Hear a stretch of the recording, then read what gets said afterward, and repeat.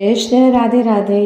क्या आप जानते हैं कि हमारे पलकों के भी एक देवता हैं जिनका नाम है निमि। एक समय की बात है, राजा निमि थे। उन्होंने एक यज्ञ आरंभ किया जो 1000 वर्ष चलना था। उन्होंने वशिष्ठ ऋषि से उस यज्ञ को पूर्ण करने का अनुरोध किया, परंतु वशिष्ठ ऋषि उस समय इंद्रदेव के यज्ञ में व्यस्त थे, तो उन्होंने 500 साल के लिए आने से मना कर दिया। पर दोनों ने इस बात को अलग अलग दृष्टिकोण से समझा।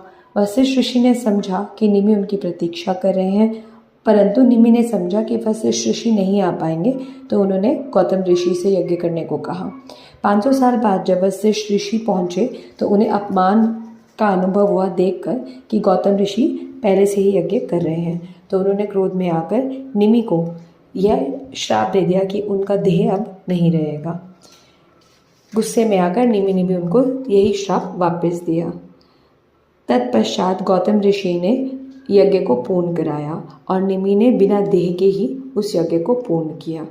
यज्ञ की पूर्ति के पश्चात जब देवतागण प्रकट हुए तो उन्होंने निमि से कहा कि वह वापस उनकी आत्मा को उस निर्जीव शरीर में वापस डाल देंगे, जिससे उनको उनकी देह प्राप्त हो जाए।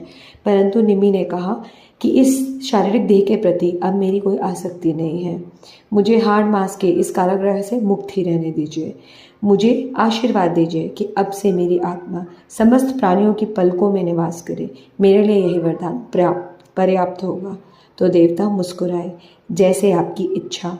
इसी कारण पलकों के बंद होने और खुलने के बीच के अंतराल को निमेष कहा जाता है, राजा निमि के नाम पर।